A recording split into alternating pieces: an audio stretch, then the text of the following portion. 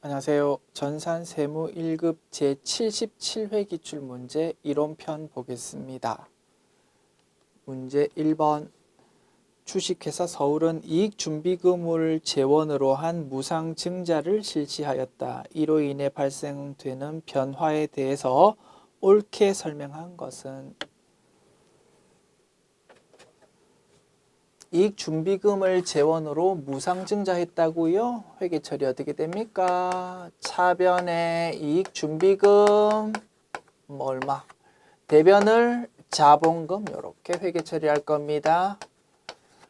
자본금이 증가하다 보니까 주식이 새롭게 발행됩니다. 주식이 일반적으로 발행될 때 돈이 들어오는 것이 일반적인데 이 경우는 돈이 하나도 안 들어온다 그지? 그래서 이러한 거래를 무상증자라고 부른다고 했습니다. 자, 이러한 회계 처리했을 때 옳게 설명한 것은 자본금이 감소한다. 대변에 자본금이 적히니까요. 자본 항목의 나의 위치는 오른쪽이다. 그죠? 자본금이 증가하는 거다 이겁니다. 이익잉여금이 증가한다. 이익준비금은 이익잉여금에 해당한다. 그죠? 자, 자본 항목이니까 나의 자리 오른쪽입니다. 왼쪽에 적힌다는 말은 감소하는 걸 의미한다. 자산 총계가 감소한다. 자산 총계는 등장도 안 했다. 그죠? 틀린 지문일 거고요. 자본 총계가 변화가 없다. 그죠?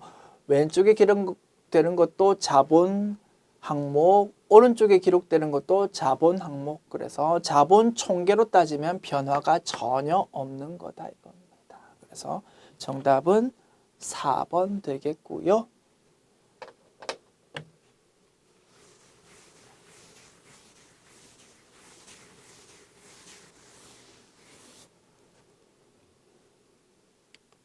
문제 2번.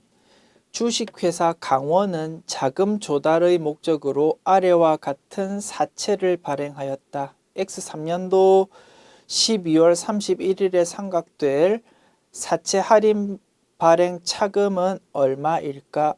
단 소수점 이하는 절사한다라고 되어 있습니다. X1년도 1월 초에 발행되었고요. 만기일은 X5년도 12월 31일 1, 2, 3, 4, 5, 5년 만기의 사채다. 그지요? 액면가액 100만원, 액면이자율 10%, 발행가액 요렇게 되고요. 할인 발행되었고 유효이자율 12%랍니다. 이자 지급은 매년 말일에 한답니다. X3년도의 상각 금액을 구하면 된다. 그죠? 우리 상각표 그려가지고 금액 계산하면 될 겁니다. 자, 유효이자, 액면이자, 상각금액, 장부금액 이렇게 표 그려봅시다. X1년 초에 발행되었고요. X1년 말, X2년 말, X3년 말 여기까지 표를 그려야 답을 구할 수 있을 겁니다. 자, 당초 발행될 때 장부금액 927 880. 자, 유효이자 12%고요. 액면이자는 액면금액 곱하기 10%니까요. 10만 원입니다. 그지요? 매년마다 액면이자는 10만 원이다.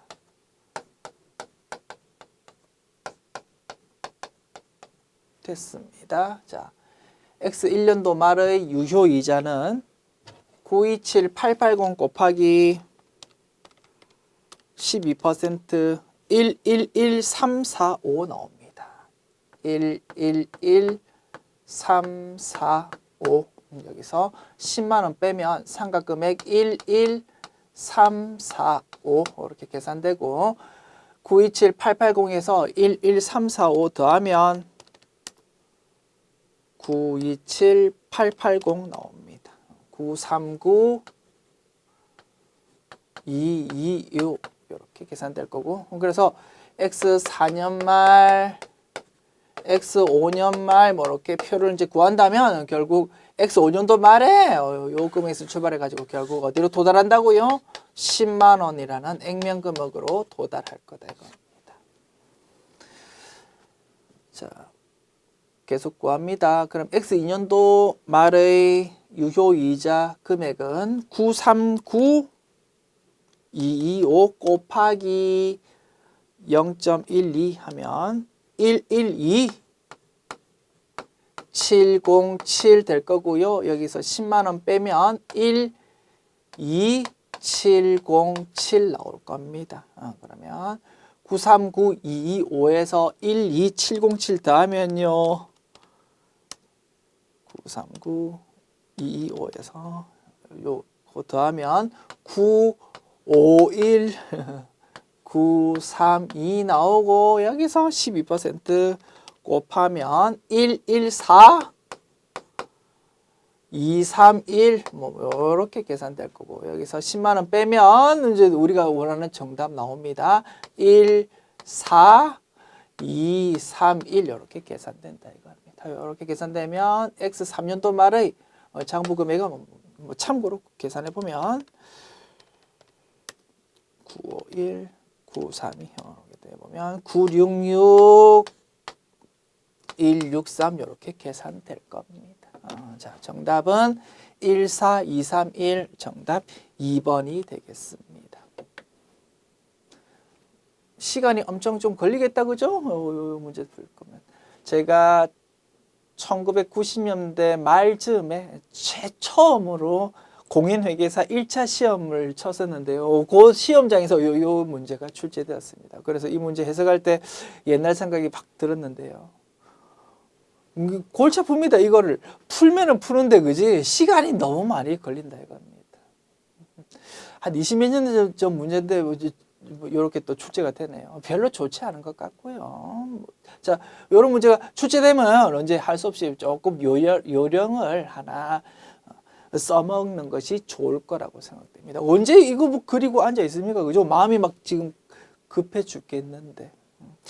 제가 우리 본문 설명 드릴 때도 제가 언급드렸습니다. 자, 사채 할인 발행 차금이 상각될 때 유효이자율법으로 그 금액 계산한다. 그지? 할증 발행이든 할인 발행이든 상각 금액의 절대값은 매년 일정한 비율로 점점 증가할 수밖에 없다고 했습니다. 그거 꼭 알아두자고 했다. 그죠? 그리고 자, 절대값 금액이 매년 일정한 비율로 증가할 수밖에 없는데 그 증가하는 비율은 어떻게 1 플러스 유효이자율 이런 비율로 증가한다고 했습니다. 그럼 이 문제에서는 1.12가 될 거다. 그지? 그래서 첫 번째 연도의 상각금액 구해가지고요. 두 번째 연도의 상각금액은 곱하기 1.12 하면 톡 튀어나오고 거기서 다시 1.12를 곱하면 세 번째 연도의 상각금액 우리가 원하는 답이 바로 톡 튀어나올 겁니다.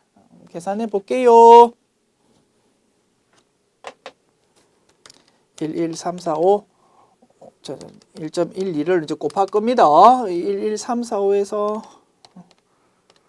1.12 곱하면은요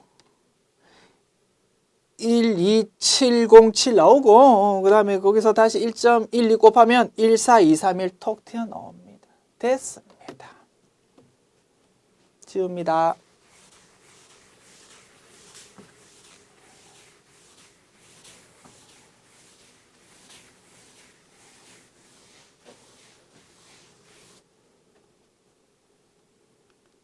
문제 3번 봅시다. 다음 중 유형자산 취득 원가에 포함되지 않는 것은 1번 당외 취득자산의 설치비 맞고요. 2번 당외 취득자산의 취득세 등 취득과 직접 관련된 제세공과금 맞고 3번 당외 취득 자산으로 생산되는 제품을 소개하는 데 소요되는 원가 뭡니까? 우리가 이런 멋진 제품 만들었습니다 라고 광고하는 거다 이겁니다. 광고 선점비는 판매비와 관리비에 속하겠다. 그죠? 요거는 제품 생산이 전부 끝나고 나서 드는 비용이다. 동그라미 3번이 정답이 되겠고 4번 확인해 볼까요? 당의 취득 자산이 정상적으로 작동되는지 여부를 시험하는 과정에서 발생되는 시운전비 이것도 취득 부대 비용에 속한다고 했습니다.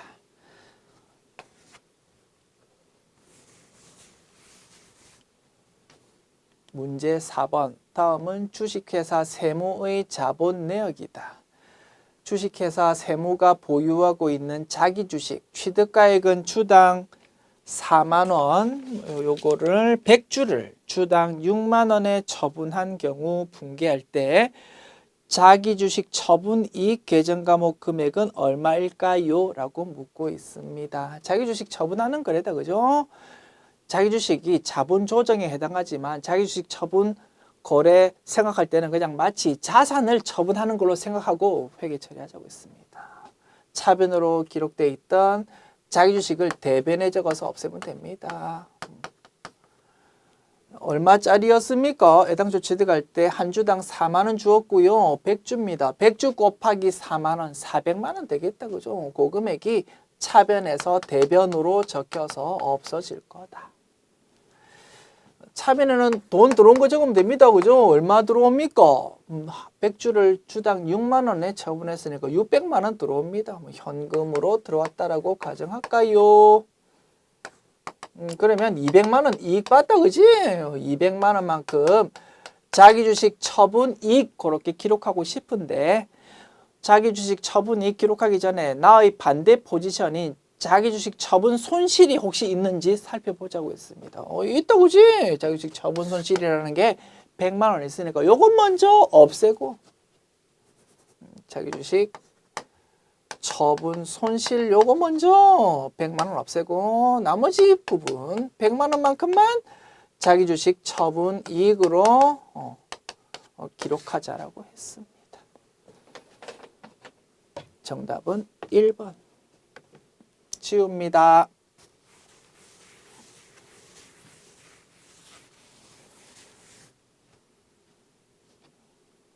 문제 5번. 다음의 자료는 회사가 보유하고 있는 시장성 있는 매도 가능 증권의 취득평가, 배당금 수령 및 처분에 대한 내용이다. 해당 매도 가능 증권의 거래와 관련해서 X2년 회계연도의 당기 순이익 증가액과 총 자본의 증가액은 얼마일까요? 라고 묻고 있습니다. 자, X2년도의 당기 순이익 증가액과 그죠? 수익을 말할 겁니다. 혹시 비용이 있으면 비용의 감소 금액을 의미할 거고 그 다음에 총 자본의 증가액 아시겠죠? 자, 취득을 X1년도 했습니다. X1년도에 취득해가지고요. 2천만 원 주고 취득해가지고 X1년도 말의 시가를 보니까 주식이라고 가정할까요? X1년도 말 주가를 보니까 2,200만 원으로 주가가 올랐습니다. 200만 원만큼 이익 받겠다, 그죠? 차변에 매도 가능 증권이라는 자산의 증가 200만 원, 대변에 매도 가능 증권 평가 이익 200만 원 그렇게 기록했을 겁니다. 매도 가능 증권 평가 이익은 수익이 아니고 기타 포괄 손익 누계액이라고 했습니다. 그죠? 그래서 이러한 X1년도 말의 회계 처리하고 나면 재무상태표가 이렇게 될 겁니다. X1년 말 재무상태표. 자산 쪽에 매도 가능 증권 2,200만 원 기록될 거고 자본 쪽에 매도 가능 증권 평가 이익이라는 항목이 200만 원 기록될 겁니다. 요 두 가지 내용을 차변적으로 해쳐 모여 식어보면 2,200만 원 대변에 있는 플러스 금액을 차변으로 해쳐 모여 시키면 마이너스라고 표현할 수 있겠다, 그죠? 그러면 2,200만 원 빼기 200만 원 해가지고 2천만 원이라는 애당초의 취득 원가로 귀결될 수밖에 없다 이겁니다. 자, 이러한 상황이었고요. X1년도 말에 이러한 매도 가능 증권에 대해서 X2년도입니다. 이제 3월 20일에 매도 가능 증권 관련 현금 배당금을 수령했답니다. 300만 원. 어떻게 회계 처리합니까? 자, 요 아래 적을까요? 자, 차변에 현금 300만 원.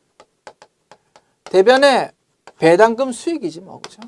배당금 수익. 배당금 수익 300만 원. 그렇게 회계 처리할 겁니다.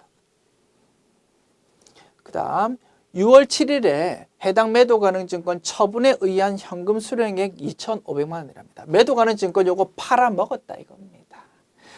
모든 사항은 일반 기업회계 기준에 따라서 회계 처리했고요. 취득 시나 처분 시에 추가적으로 발생한 비용은 전혀 없다고 가져간답니다. 오케이. 자, 이제 처분에 대한 회계 처리하면 되겠습니다. 차변에 현금 들어온 거 적으면 됩니다. 얼마 받았다고? 2,500만 원 받았다고. 자, 대변에 매도 가능 증권 적고요. 그 다음에 차변에 그에 대한 꼬리표, 매도 가능 증권 평가이익 의혹을 없애면 될 겁니다.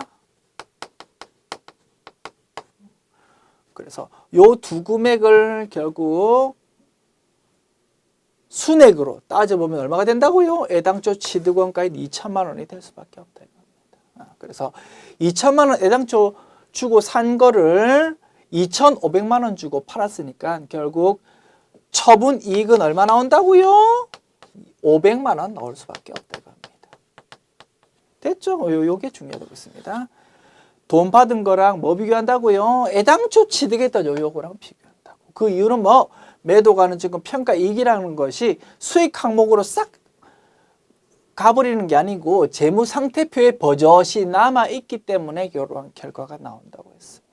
자, 마지막 요 내용 채워봅시다. 매도 가능 증권은 그러면 2,200만 원 이렇게 기록될 거고 매도 가능 증권 평가이익은 200만 원 기록될 거다 이겁니다.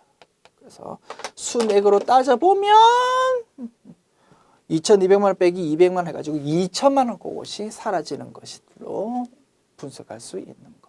됐습니다. 이렇게 두 가지 분계를 X2년도에 했는데요. X2년도의 단기 순이익 영향은 뭡니까? 그러면 요거 수익이고요. 요거 수익이다. 그죠? 그러면 800만 원과 아니요 300만 원과 500만 원 두 개 합하면 800만 원만큼 단기 순이익 늘어납니다라고 볼 수 있는 거고요. 단기 순이익 증가액은 800만 원이고 총 자본의 증가액 조금 특이한 문제다. 그죠? 이런 것도 물어보네요. 뭐 파악 못할 이유 없다고 그죠? 분계를 다 분석했으니까. 총 자본은 어떻게 늘어납니까? 단기 순이익 생기면 그 금액이 당연히 전부 다 미처분 이익잉여금이라는 자본 항목으로 반영되니까 요만큼 800만 원만큼 당연히 총 자본 늘어납니다. 자, 거기서 요런 것들은 자산이고, 그지? 현금, 매도 가능 증권, 요런 것들은 자산의 증가 감소고, 매도 가능 증권 평가의 이익이라는 요 계정 과목은 뭐였습니까?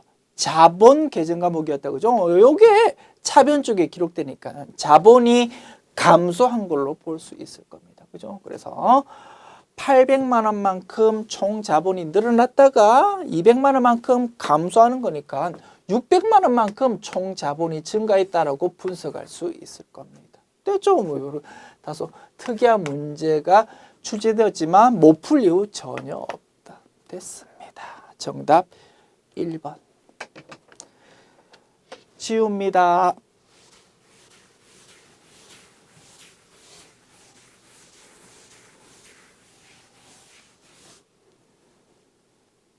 문제 6번. 주식회사 전북의 올해 11월 직접 노무비가 다음과 같을 경우 직접 노무비 능률 차이는 얼마일까요? 자, 표준 원가 계산에서 직접 노무비의 차이 분석이다. 그지?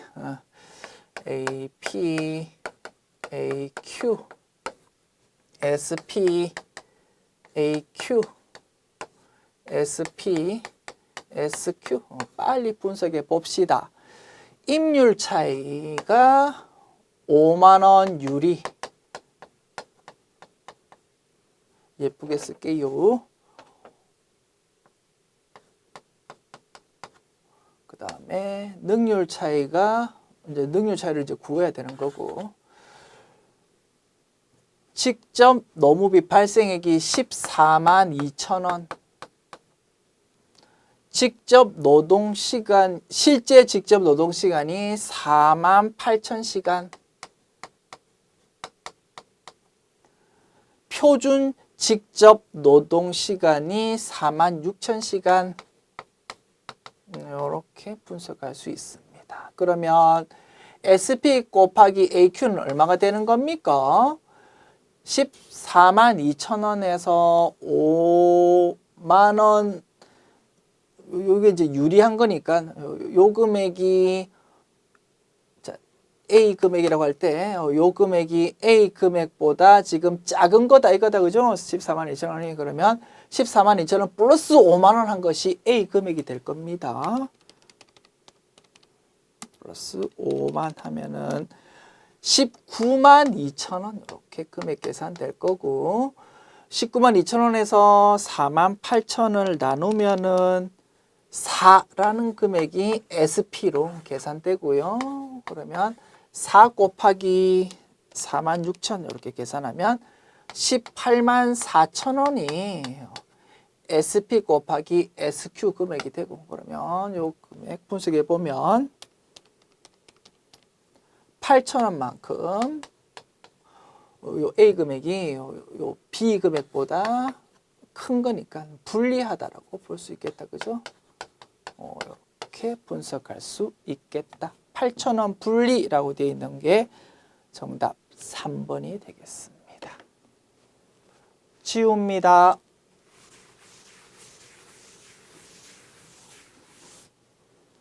문제 7번. 원가에 대한 다음의 설명 중 틀린 것은? 1번. 순실현가치법에서는 분리점에서 중간 제품의 판매 가치를 알 수 없는 경우에도 적용할 수 있다. 그죠? 순실현가치법에서 사용하는 금액은 순실현가치라는 금액이고, 그 금액의 의미는 뭐라고? 최종 판매 금액에서 추가 가공 원가를 차감한 거라고 했습니다. 그래서 분리점에서 판매 가치는 사용되지 않으니까 요 방법을 요거 몰라도 적용할 수 있다 이겁니다. 틀린 거 찾는 문제고요. 자, 2번 지문 파악합시다. 표준 원가 계산은 제품의 완성량만 파악하면 표준 원가를 산출할 수 있으므로 신속하게 원가 정보를 제공할 수 있다. 맞다, 그지요? 3번 전부 원가 계산은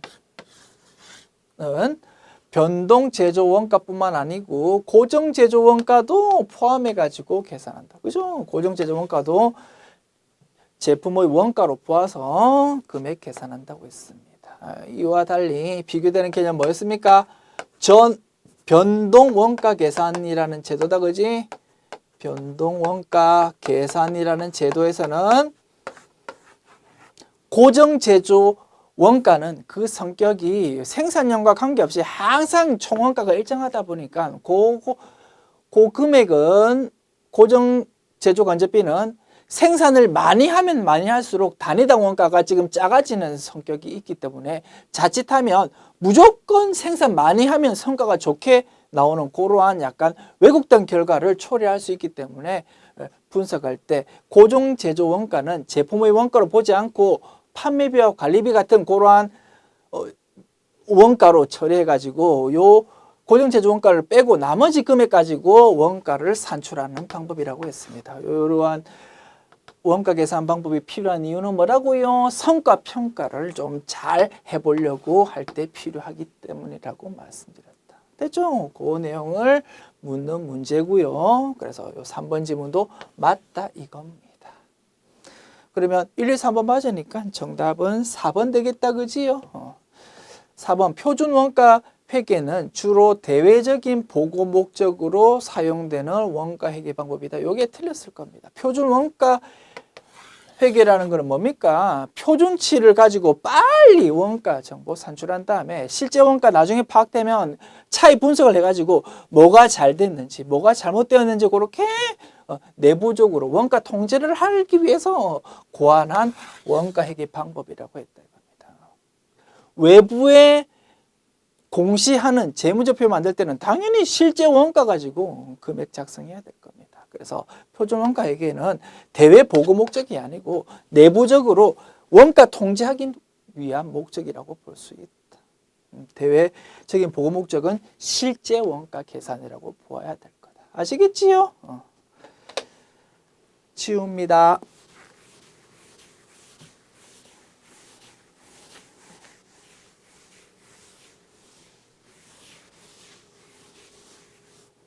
문제 8번.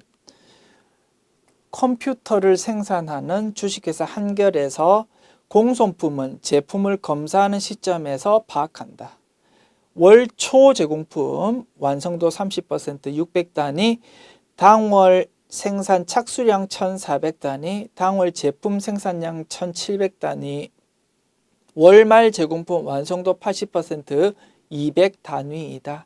정상 공손품은 완성품의 5%로 하는 경우 정상 공손품 수량은 몇 단위인가? 길게 적었는데 별거 아니고 공손품 수량 파악하는 문제다. 그지요? 제공품의 총계정 원장을 수량 기준으로 작성하면 된다고 했습니다. 완성도가 나와 있지만 완성도는 이 문제 푸는데 직접적으로 사용되지 않습니다. 자, 수량 가지고 파악하면 된다. 자, 월초 제공품 600단위이고요. 착수량 1,400단위. 왼쪽 합계는 그러면 2,000 나오겠다. 그죠? 오른쪽 합계도 2,000 나와야 될 거고. 생산량이 1,700단위. 기말 제공품이 200단위거든요. 그러면 공손 수량은 100단위입니다. 라고 계산할 수 있을 거고, 공손은 정상과 비정상으로 나눌 수 있는데, 정상 공손은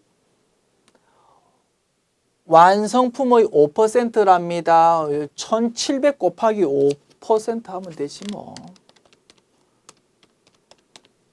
85단위래요. 그러면 비정상 공손은 15단위 되겠다. 그죠? 분석 끝났고요. 정답은 정상 공손품 수량 묻고 있으니까 85단위가 되겠고 2번이 정답. 지웁니다.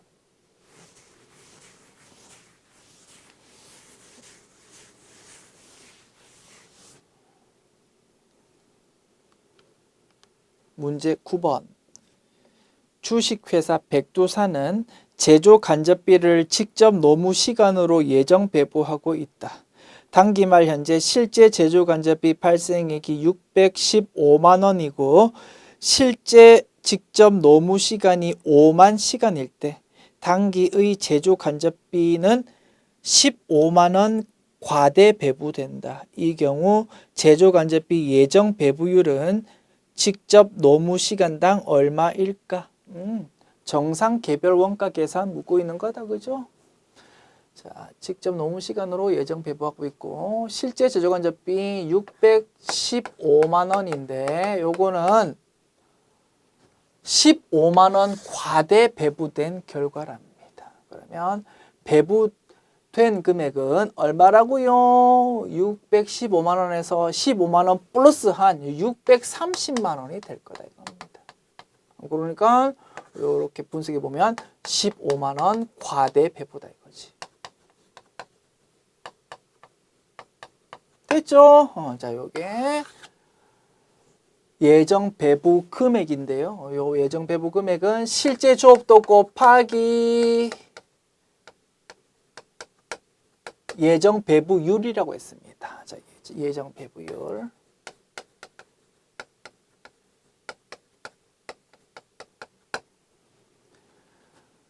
실제 직접 노무 시간이 5만 시간이라고요. 그게 실제 조업도지 뭐. 여기 5만 적어주고 그러면 예정 배부율이 톡 튀어나올 겁니다. 얼마 나옵니까? 630만 원 나누기 5만이지 뭐.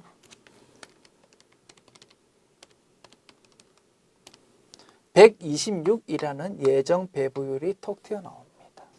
정답은 3번. 지웁니다.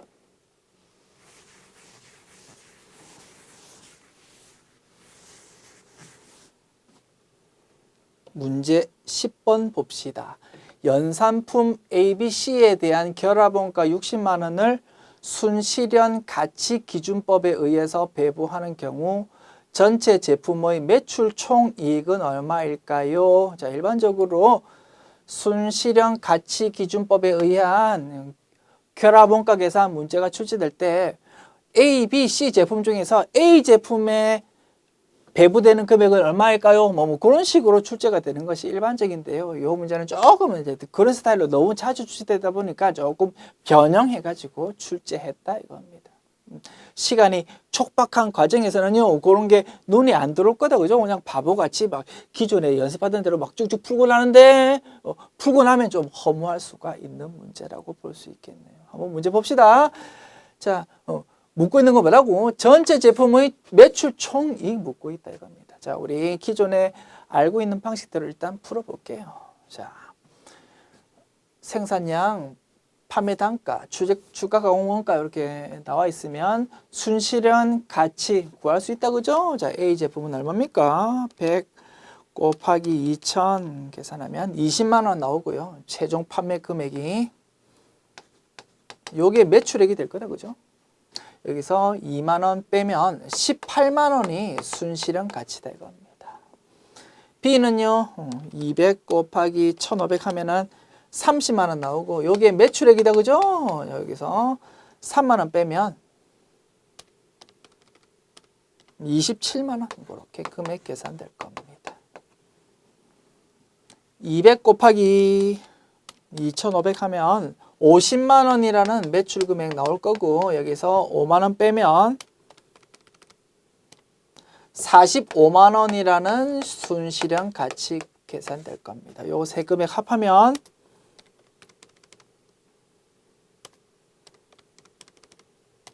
90만 원 나옵니다. 퍼센티지 구해보면 20%, 30%, 50% 이렇게 파악할 수 있고요. 따라서 결합원가가 얼마다고 60만 원일 경우 배부되는 금액을 계산해 보면 A는 6, 2, 12, 12만 원, B는 6, 3, 18, 18만 원, C는 30만 원 될 겁니다. 됐죠? 이렇게 배부되는 금액 파악했고 문제에서 묻고 있는 건 뭐다고? 전체 제품의 매출 총이익 묻고 있다 이겁니다. 그럼 굳이 A, B, C에 대해서 결합원가 배부되는 금액 굳이 구할 필요도 없었던 거지 사실은 그지?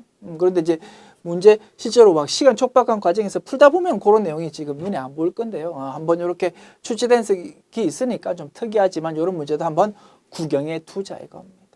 자, 이렇게까지 진행했으니까 마무리 지어 봅시다. 자, 결합원가 배부 금액은 어쨌든 세 개 앞에 보면 결국 60만 원 될 거고, 그지? 그 다음에 A, B, C에 대해서 각각 주가 공원가가 이렇게 들거든. 세 개 앞에 보면 얼마입니까? 10만 원입니다. 됐죠? 그러면 60만 원 결합원가 어쨌든 이렇게 배부되고 요 추가 원가 당연히 이렇게 배부될 거고 그지? 그래서 각 A, B, C의 총 원가가 똑똑 튀어나올 겁니다. 금액 계산해 보면 뭐 A는 14만 원, B는 21만 원, C는 35만 원 그렇게 뭐 금액 계산될 거라고. 그래서 뭘 구하면 된다고? 매출 총이익을 구하면 된다고. 매출 총이익은 뭐 매출액이 이거고 조금 전에 구했던 그 각 제품별 원가를 뺀 것이 각 제품의 매출 총이익이 될 건데요. 문제에서 묻고 있는 거는 특정한 제품이 아니고 전체 제품에 대한 매출 총이익 묻고 있다 이겁니다. 그러면 아주 쉽게 계산할 수 있지. 각 제품의 매출액 다 합해보면 얼마입니까? 요거 100만 원 나옵니다. 여기서 ABC 전체 제품의 총 원가 구해보면 얼마라고요? 결합원가 60만 원에서 추가 원가 10만 원 합한 70만 원 돼버릴 거라고. 그러면 30만 원입니다 라고 바로 구할 수 있고 굳이 이러한 배부 작업을 안 했었어도 되었었다 이겁니다. 좀 특이하다 그지? 이런 문제도 출제된 적이 있으니까 구경해 보았습니다. 정답은 1번. 다시 출제될 가능성은 크게 높지 않다 그죠? 이게 뭡니까 그지? 그래서 일반적으로는 이제 특정한 제품에 대해서 뭐 결합원가가 얼마 배부될까 뭐 그렇게 묻는 것이 일반적인데 너무 똑같은 스타일이 많다 보니까 조금 심수를 부려보았다라고 보시면 되겠네요. 지웁니다.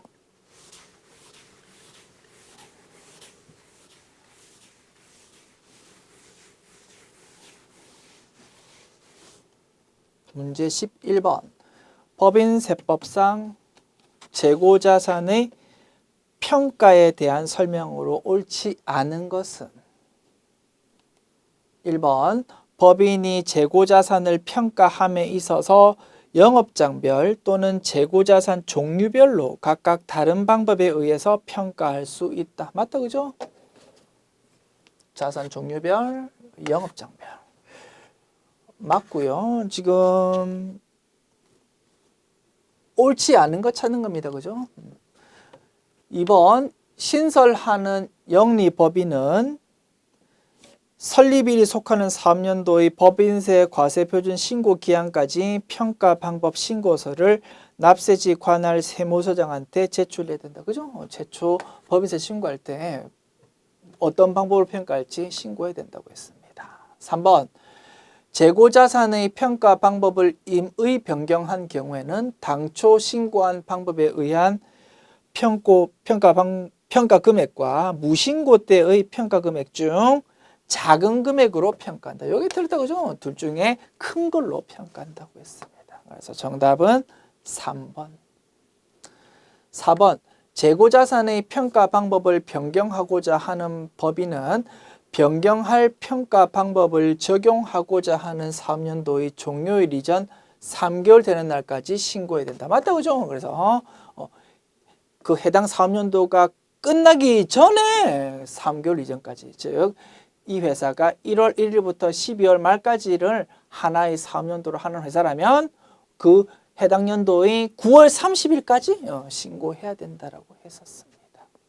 그래서 정답 3번으로 확인할 수 있고요. 지웁니다.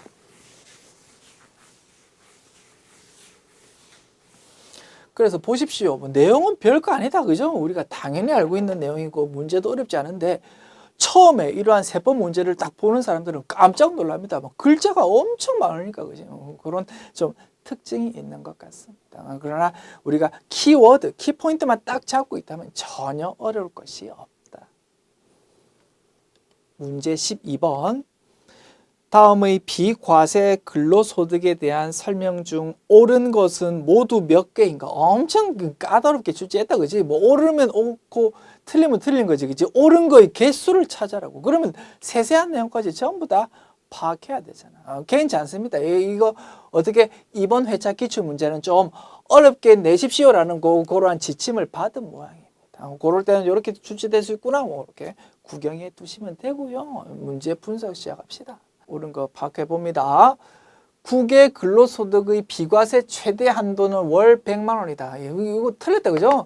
일반적으로는 100만 원까지 비과세 되는데 원양 어선, 해외 건설 이런 거는 더 힘드니까 300만 원까지 비과세 한다고 했습니다. 뭐 지문도 좀 그지 지저분한데 어쨌든 요거 판단할 수 있겠다, 그죠?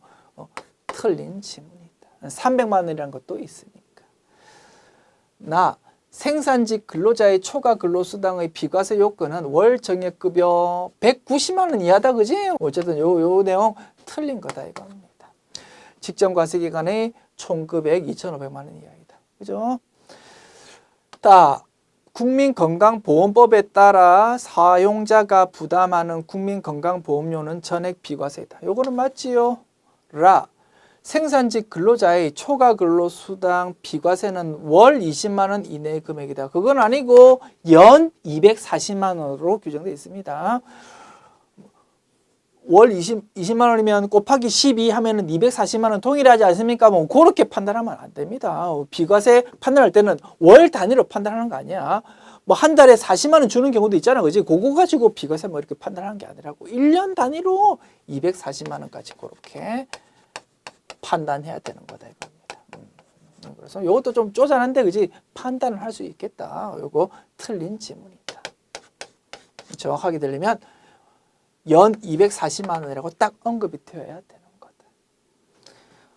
식사와 식사대를 동시에 제공받으면 둘 중에 비과세를 선택할 수 있는 건 아니다, 그지? 밥 주는 게 비과세고 돈 받는 거는 전부 다 과세라고 했습니다. 그래서 이것도 틀린 지문이고, 가나 다라 소개되어 있는 내용 중에서 맞는 내용인 다 빼고는 전부 다 좀 아주 구석에 있는 지엽적인 내용이 출제된 걸로 볼 수 있겠습니다. 정확하게 판단할 수 있으면 더 좋고요. 혹시라도 실수로 좀 틀렸다 괜찮습니다. 뭐 앞으로 잘 하면 되지 뭐. 그치? 됐습니다. 그래서 이런 문제 틀렸다고 너무 스트레스 받지 마시고요. 제가 강조하는 거는 시험 문제 풀다 보면 좀 까다로운 문제가 나올 수 있어. 지문 같은 거. 괜찮아. 내가 알고 있는 지식 범위 내에서 빨리 선택하고 자신감 있게 선택하고 넘어가는 게 중요합니다. 자, 그래서 정답은 맞는 건 한 개밖에 없습니다. 1번이 정답.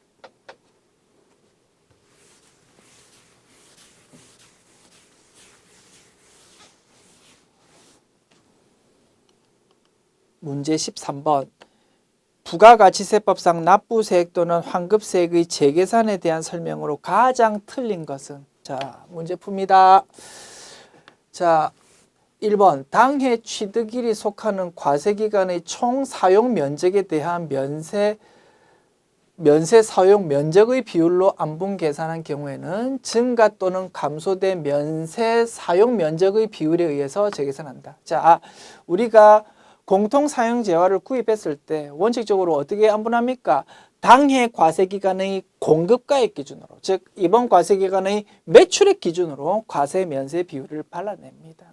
그렇게 발라내면 되는데, 예외적으로 올해의 과세 매출액, 면세 매출이익이 없는 상황에서 공통사용재화를 구입하는 경우도 있을 수 있겠다라 이겁니다. 그럴 경우에는 세법에서 대안을 찾아야 될 겁니다. 그죠? 올해의 매출액이 없다면 대안으로서 면적 같은 거를 안분 기준으로 삼을 수 있다라고 규정하고 있다 이겁니다. 그러면 그 회사는 매출액이 없으니까 면적 비율로 면세 사업에 해당하는 면적이랑 과세 사업에 해당하는 면적이 있을 거 아닙니까? 그죠? 그 면적 비율로 공통사용 재화에 대해서 매입세 공제 받을 수 있는 것과 못 받는 것을 안분할 수 있다 이겁니다. 그렇게 면적 비율로 안분한 회사는 나중에 재계산할 때도 뭐 비율로? 당연히 면적 비율로 재계산해야 되겠다라는 내용입니다. 맞는 내용이고요. 어떻게 하라고요? 시험을 치는데 뭐 이렇게 생소한 문구가 나왔다고 넘어가면 된다고. 앞으로 시험 칠 분들은 뭐 이런 내용도 있으니까 이런 게 있나 보다라고 구경해 두시면 되고. 됐습니다. 넘어갑니다. 2번. 과세기간 개시 후에 감가상각 자산을 취득한 경우에는 그 과세기간 개시일에 취득한 것으로 보아서 경과된 과세기간 수를 계산한다. 맞다, 그죠? 1월 1일이라 꼭 지정 안 해도 하나의 과세기간 경과했습니다. 그렇게 따지잖아. 3번. 공통매입세액을 안분하여 공제한 후 면세 비율이 증가하는 경우에 한해서 당초에 과다 공제한 매입세액을 추징하는 제도이다. 문구가 굉장히 모호한데, 그지? 무슨 의미입니까? 재계산이라는 거는 면세 비율이 늘어났을 때만 세금 추징하는 제도지, 면세 비율이 작아지는 경우에는 그거 적용 안 한다라는 의미의 문구고요. 요거 틀렸다 이겁니다. 그죠? 증가하면 증가하는 대로, 감소하면 감소하는 대로 재계산 결과 내용을 딱 반영하잖아. 그지? 그래서 3번 내용이 틀렸다 이겁니다. 됐죠? 4번 마저 확인합시다. 공통사용재화의 공급의 경우에는 납부세액 또는 환급세액의 재계산이 배제됐다. 이것도 엄청 모호한 문구다. 그죠? 공통사용재화를 가지고 있다가 외부에 팔아먹었다 이겁니다. 그러면 이제 그 자산은 없어졌다. 그지? 그러면 없어졌으니까 재계산 같은 거 할 필요 없다. 이 내용입니다. 그러한 내용을 소개하고 있고요. 이건 맞는 거다. 이거. 됐죠?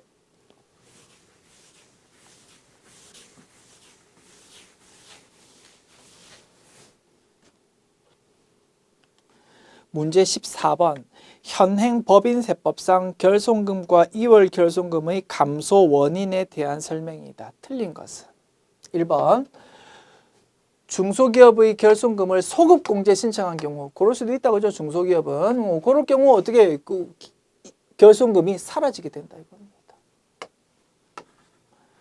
2번. 자산 수증 이익을 20년 전에 발생한 2월 결손금에 보전한 경우, 자산 수증 이익 채무 면제 이익을 과거로부터 넘어온 2월 결손금과 상계하는 것, 즉 보전하는 경우에는 10년 이내로 따지지 않고 발생연도에 제한이 없다고 했습니다. 그죠? 그래서 이렇게 보전하고 나면 그 2월 결손금은 사라지는 거다라고 볼 수 있다고 했습니다. 3번. 법인의 과세표준 계산할 때 2월 결손금을 차감했다면 당연히 2월 결손금이 사라지는 거다. 감소하는 거다. 그래서 1, 2, 3번 맞는 내용이고요. 감소에 해당하는 거고요. 정답은 4번이 될 겁니다. 기부금 한도액 계산할 때 이월결손금 적용한다 그지? 그거 적용하더라도 이월결손금이 없어지는 거는 아니라고 했습니다. 기부금 한도 계산할 때 이월결손금을 고려하는 이유는 뭐라고 했습니까? 야, 이월결손금 있으면 빨리 이익 창출해가지고 그 이월결손금이나 없애. 왜 쓸데없이 기부를 하고 있니? 그러한 의미로 한도액 계산할 때 차감한다고 했습니다. 그거는 이월결손금이 없어지는 건 아니다. 됐지요?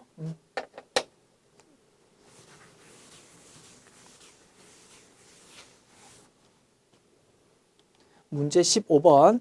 부가가치세법상 대손색 공제와 관련된 설명으로 틀린 것을 고르십시오. 1번. 수표 또는 어음의 부도 발생일로부터 6월이 지난 경우에 대손색 공제를 받을 수 있다. 맞다 그지요? 다만 사업자가 채무자의 재산에 대해서 저당권을 설정하고 있을 때는 어음 또는 수표를 제외한다. 맞습니다. 그죠? 2번 봅시다. 대손세액의 계산은 대손금액의 110분의 10을 곱하여 계산한다. 맞는 내용일 거고요. 3번. 대손세액이 확정되어 확정일이 속하는 과세기간에 자기의 매출세액에서 대손세액을 차감하였으나 그 후 사업자가 대손금액의 전부 또는 일부를 회수한 경우에는 회수한 대손금액에 관련한 대손세액을 회수한 날이 속하는 과세기간의 매출세액에 더한다. 아이고 말 길다 그죠? 맞다 틀리다 맞다 이겁니다. 대손세액 공제 받았다가 생각지도 않게 상대방 회사로부터 물건값과 부가가치세 금액을 받았다고요? 그러면 이제 그 받은 금액에 대해서는 다시 나라에 납부해야 될 거 아닙니까? 그죠? 그래서 그 경우에는 부가가치세 신고서 서식 작성할 때 대손세 가감란에 이제 플러스로 그렇게 기재해가지고 세금을 추가로 내도록 그렇게 서식 작성한다고 공부했다 이겁니다. 그 내용을 말로 풀었으니까 이렇게 길게 된다 이겁니다. 맞는 내용이다. 4번. 그러면 1, 2, 3번이 다 맞으니까 정답 4번 되겠네요. 자, 대손세액으로 공제받을 수 있는 범위는 사업자가 부가가치세가 과세되는 재화 또는 용역을 공급한 후 그 공급일로부터 3년이 지난 날이 속하는 과세기간에 대한 확정신고 기한까지 대손이 확정되는 대손세액으로 한다. 아이고 이것도 말 길데 뭐가 틀렸습니까? 3년이 틀렸다 이겁니다. 5년이다 그지? 5년이 지난 날이 속하는 확정신고 기한까지 확정되어 주어야지만 대손세 공제 받을 수 있다고 했습니다. 그래서 정답 4번. 지금까지 제77회 기출문제 풀어봤습니다.